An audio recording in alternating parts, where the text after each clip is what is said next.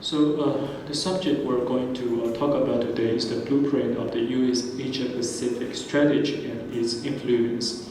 And we know Asia-Pacific is a very important region, and Taiwan is one of its members. Into this class, we will review the U.S. Asia-Pacific strategy and its impact to the member in this region. So let's back to our class. We know the Asia-Pacific is one of the most important regions in the world today. There are some powerful countries in this region, such as Russia, Japan, and of course China. And some dangerous security disputes also rise in this region. For example, the nuclear crisis that caused by North Korea, the 钓鱼台 island issues, the cross-strait relations issues, and the South China Sea disputes right there. And some middle-sized countries with growing economic power also are the members of this region. For example, the Southeast Asian countries right there.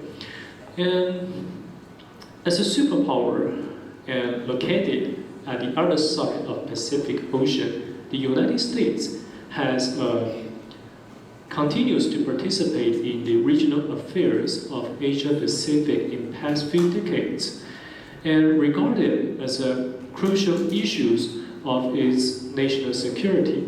So in this week, we're going to explain this phenomenon, and I will lead you to analyze the implementation of the U.S. Asia-Pacific strategy. So here's the issue we're going to talk about tonight. What and how the U.S. government choose to participate in the regional affairs of Asia-Pacific in the past few decades, and what is the rebalancing strategy that proposed by President Obama, and what is the Indo-Pacific strategy that proposed by President Donald Trump. At the beginning, I think we can start and review the context of the development of the U.S. Asia-Pacific strategy. Well, before the World War II, there are two famous historical events can represent the participation in the Asia-Pacific of the United States. The first one is in 1853. The U.S. government launched the Black Sheep Incident to force the Japanese government open the door and trade with Western countries and allow American people enter Japan for business and religious affairs. And second one is in 1898. After the Spanish-American War, the U.S. government received the Philippines from Spain as a new colony. But in general, before World War II, the focus of the U.S. foreign policy is still in Europe, and the U.S. government didn't attach enough importance to Asia-Pacific until the outbreak of World War II. During World War II, the U.S. government has established alliance and a relationship of security cooperation with many Asian countries, and that makes the connection between the national interest of the United States and Asia-Pacific became more strong. And during the Cold War, considering the necessity of taking the containment strategy to confront the Soviet Union in the Asian side, Washington finally decided to integrate this region into its foreign policy. And in the early period of the Cold War, the U.S. government wants to propose the idea of the defensive perimeter strategy. The essence of this strategy includes 2 points. The first one is try to control the key islands in West Pacific, which is the first land chain right here, which is organized by Japan and the Philippines. And the other one is, the core of this perimeter is at here, Okinawa. And the other one is the US government must try to avoid the direct battle with the Soviet Union. but try to contain the communist power inside the East Asian continent. There are three considerations for this strategy. The first one is about the military capability. What that means is the US government doesn't believe itself can win a land battle with the Soviet Union in the East Asian continent. But the idea of building a maritime defense perimeter could work. And the other one is the terms of the regional importance assessment. The US government still believes most of its strategic interest still in Europe. So it seems unnecessary to invest too many resources in Asia Pacific.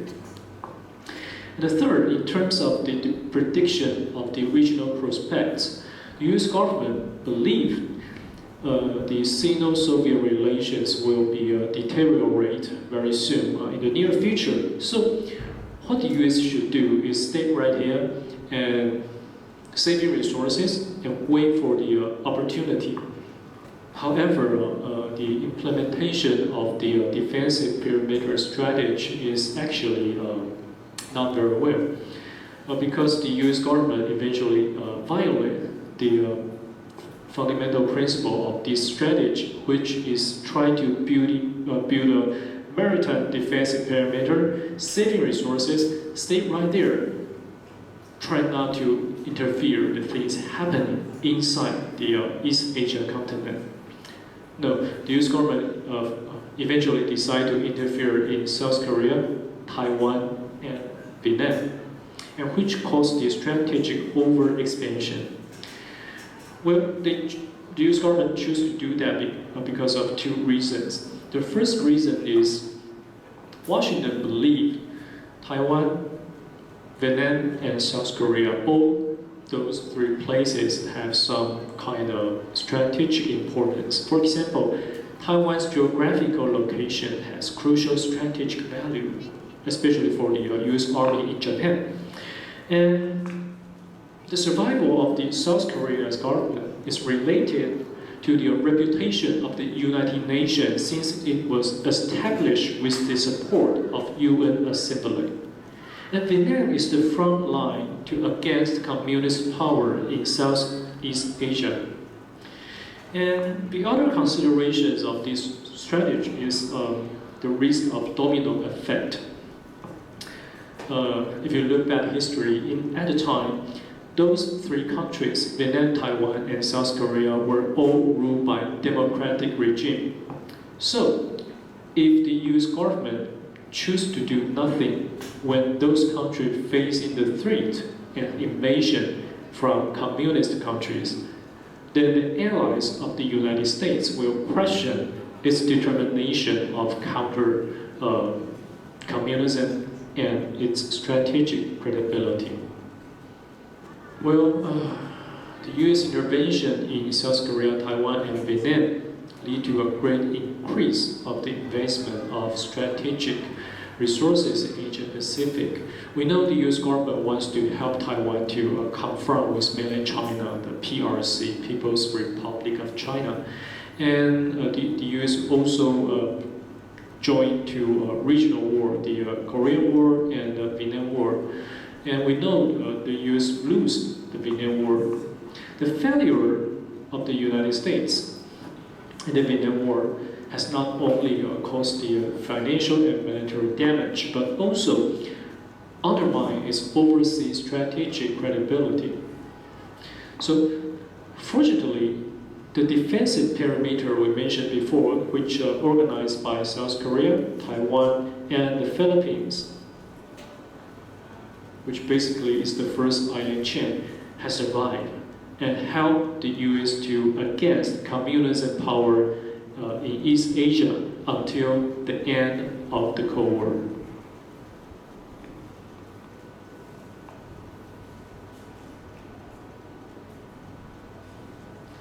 On the other hand, the core idea of defensive perimeter strategy, which is deploying military power wisely and trying to save resources, has also affected the US Asia-Pacific strategy in the post-Cold War era. In the post-Cold War era, the US government proposed a new pattern of Asia-Pacific strategy named hub and spoke. And the essence of this strategy is establishing a regional network of security cooperation, which is organized by some bilateral alliance and some informal security partners. And this strategy can bring some obvious advantages for the United States. The first one is helping the US to maintain its strategic presence in this region after the end of the Cold War, since those allies and the security partners can offer some military bases for the US Army, for example, Japan, South Korea, and the Philippines. Meanwhile, those allies and security partners can also share the military expenses for the United States. In addition, this strategy can make sure the US government can control the regional situation and be the most influential country in this region. If you look at this picture, the idea of the hub and spoke strategy means the United States has established several bilateral alliance with the country in this region. For example, the United States and Japan, the US and South Korea and Philippines and Australia. However, there is no direct connection between those countries, between Japan and South Korea or Japan and the Philippines, right? The reason is very simple, because almost every country hates Japan in this region because the memory of World War II. So there are two parts of this hub and spoke system. The first part is the formal alliance. The United States has established the formal alliance systems in East Asia with 5 countries: South Korea, Japan, Thailand, the Philippines, and Australia, which means the US government wants to sign the formal defensive cooperation agreements with these countries, and even deploy some the US Army in them.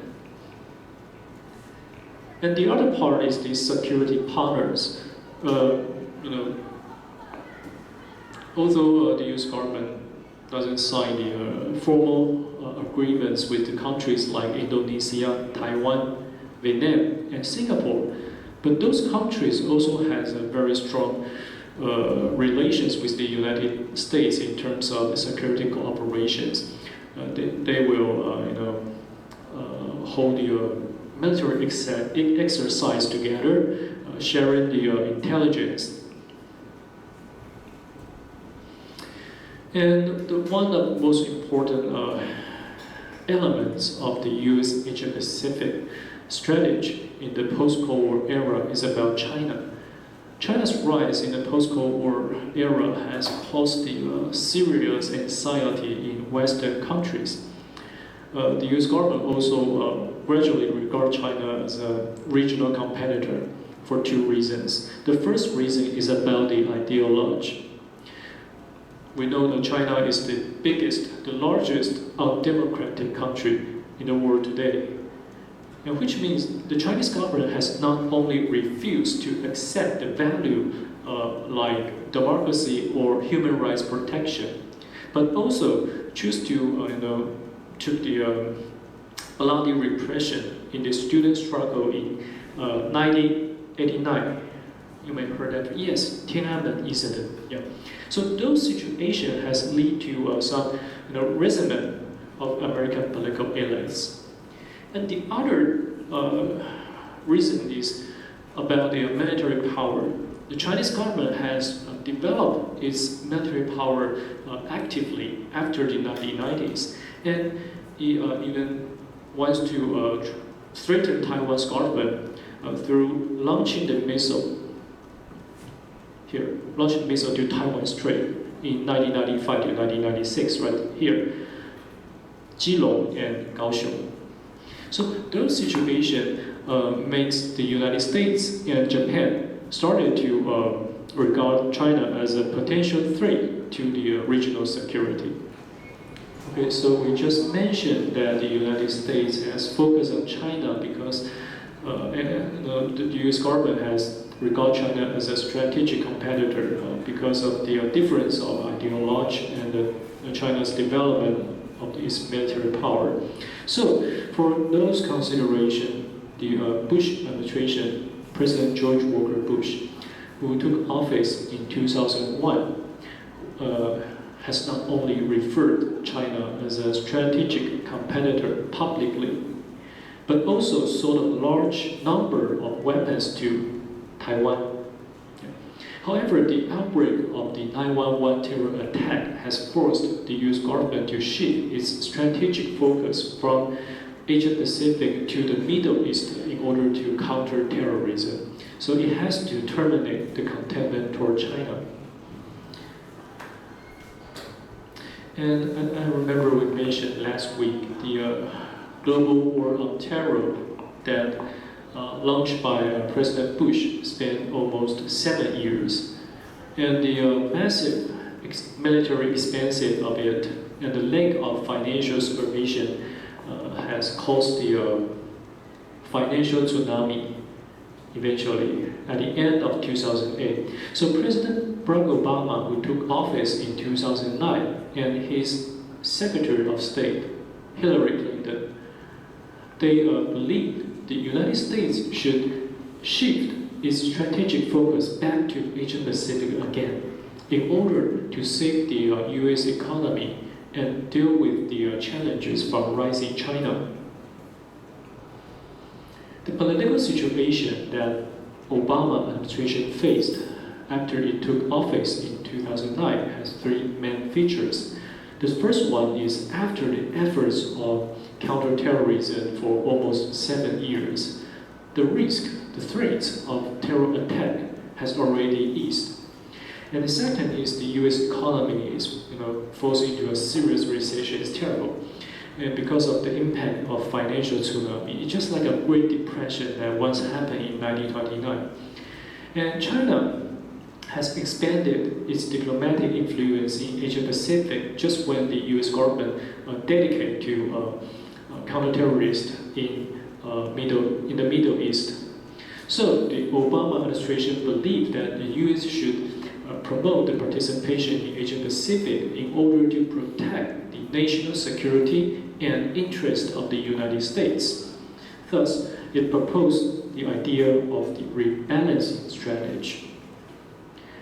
Rebalancing actually is a composite strategy that covers diplomatic, economic, and military elements, and its specific content including 5 aspects: economic cooperation, participating in regional organization, strengthening military deployment in Asia Pacific, and balancing China and promoting democracy. In terms about economy, in the past few decades, the U.S. always sold their goods to European countries and obtained the profits. But after the financial tsunami, the economy of the EU is also terrible. So the Obama administration decided to expand the scale of trade with Asia to save its economy and especially save its employment rate. So that's why President Obama has announced publicly in the APEC summit in 2011 that the U.S. will dedicate to increase the exports to Asian countries. And his Secretary of State, Hillary Clinton, also indicated that the U.S. will try to double the total exports to Asia in 2 years. And she also reminds those Asian countries the recovery of U.S. economy will also lead the world out of the depression.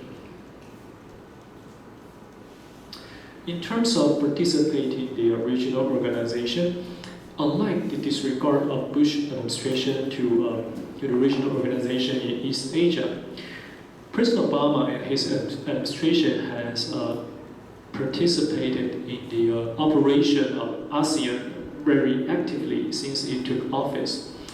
We know ASEAN is the most influential multilateral organization in Asia Pacific, and through the mechanism relevant with it, the United States can share their policy views and join the discussion of regional security affairs in the, for example, the foreign minister meeting, the ASEAN Regional Forum, and the East Asia Summit. And in terms of the military deployment, the Obama administration has emphasized that President Obama has reminded the countries in East Asia that don't forget the US is also a Pacific country. So we have rights to participate in the regional security affairs. And in fact, the United States believes it has some kind of obligations to prevent some security disputes, some potential threats escalate to the arms conflicts, such as the territorial disputes in the South China Sea. And Pentagon, the Department of Defense of the United States, also declared that it will gradually to increase the military deployment in Asia Pacific and to maintain the capability of deterrence. After 2010, in fact, the Obama administration has already expanded the scale of the US Army in Japan. And meanwhile, President Obama also promoted the level of defense cooperation with its traditional allies and security partners such as Philippines, Australia, and Vietnam. China. The US government has noticed that China has accelerated its expansion in East Asia when the US has dedicated to counter-terrorists in the Middle East after 9/11 terror attack. And Beijing has not only used its economic power to attract its neighboring countries, but also tried to strengthen the control in the South and East China Sea by using and demonstrating military powers. So President Obama and his administration has strengthened the defense cooperation with its allies based on the traditional hub and spoke system, and try to build a network of containment toward China. And meanwhile, the US government also proposed the idea of TPP we mentioned last week, the Trans-Pacific Partnership Initiative, in order to undermine China's economic power by establishing a new free trade area without its participation. Does anyone know who is this woman? She once got the Nobel Prize. Once. Aung San Suu Kyi. Yeah. A famous politician from Burma. Yeah. Okay, the Obama administration also expects, that some undemocratic countries in Asia Pacific can gradually start their process of democratic transformation, especially some countries in Southeast Asia, such as Burma, Cambodia, and Laos. Based on the theory of democratic peace we just mentioned last week, the US government believes democracy is a good thing. Democracy can make Asia Pacific become a more peaceful region. So, here, considering the democratic countries will, the assumption is democratic countries will more prefer to work with other democratic countries, such as the United States, instead of authoritarian country like China. So, in terms of strategy, probably to promote democracy can help the US to maintain its strategic influence in this region for the long term. So what is the Indo-Pacific strategy? Well, the specific content of this strategy is still not clear enough, but based on the situation that after the 2017, we can say probably this strategy was organized by three parts.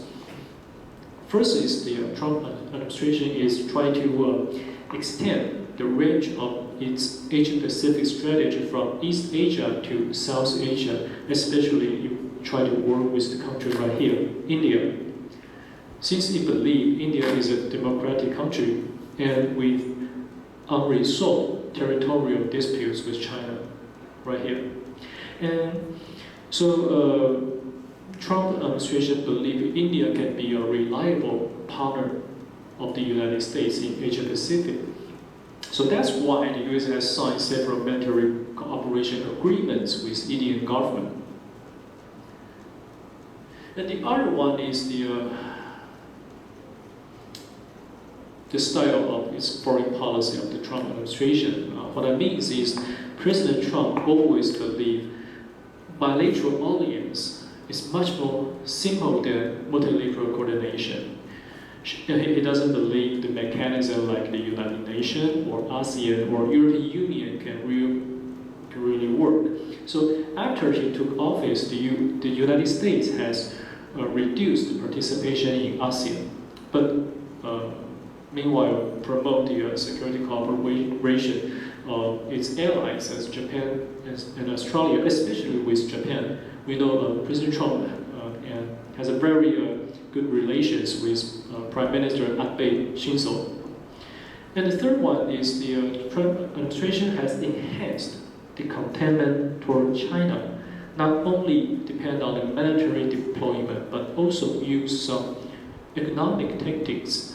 For example, President Trump has launched a large scale of trade war on China, and he announced that will reduce the trade deficit between the US and China, and undermine China's economic power at the same time effectively. Well,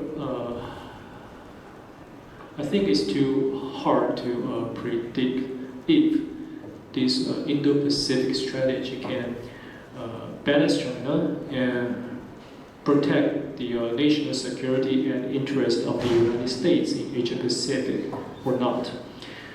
But some scholar has indicated that the fickleness of Trump administration might lead to the lack of strategic credibility and full support of allies, because those countries do not think that President Trump is a reliable leader. He always changes his mind and his policies, right? So the outlook of the Asia-Pacific strategy of the United States seems still unclear.